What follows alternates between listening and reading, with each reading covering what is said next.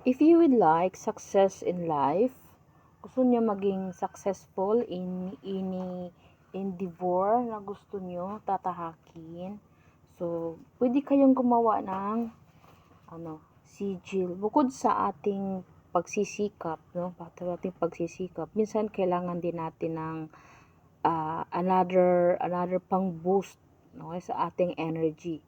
So na ituturo ko yung ating isang sigil. Okay, magagamit nyo ito. Pwede nyo ilagay sa wallet. Okay, sunugin. This is the sigil for success. So,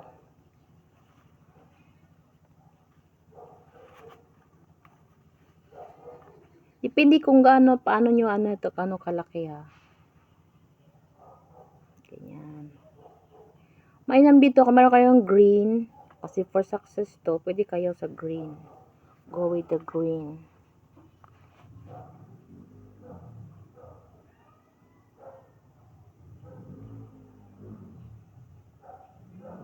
Nasundan ba?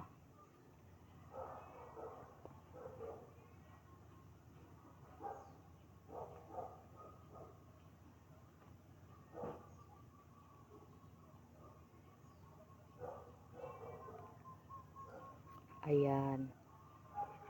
So, ganyan. Yan ang for success natin. So, now, depende sa inyo kung paano na ba ito ipa-activate. Pwede siyang bilugan.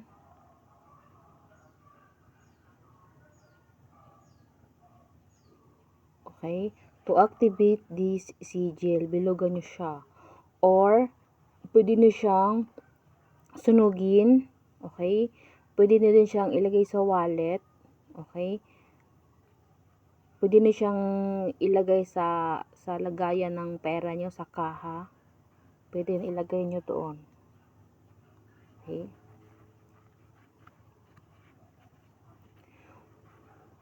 Now, for me kasi, mostly, ang ginagawa ko dito, ipapasok ko yung aking name. Okay?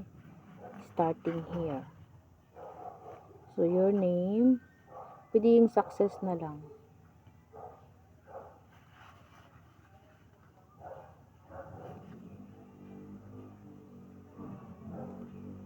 Dapat hindi siya napuputol.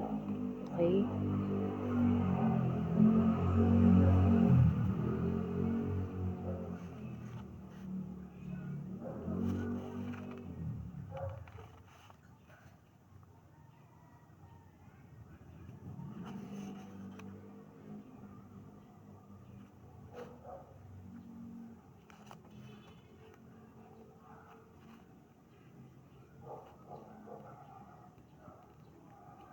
Ayan. Na pag hindi pa talaga, okay, dagdagan nyo ulit.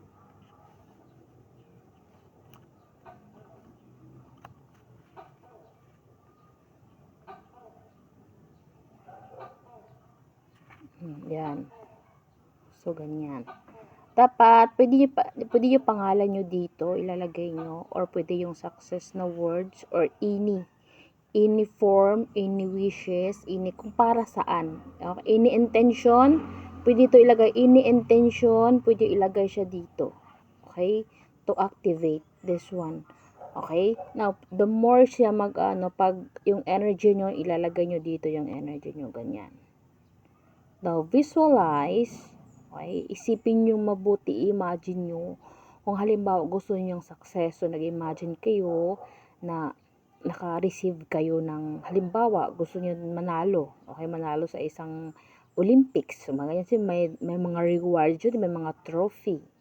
Okay, may mga trophy yun. Now, kung intention naman magkaroon ng bahay, so, now, gagawin nyo, mag-imagine kayo nang pumasok kayo sa bahay.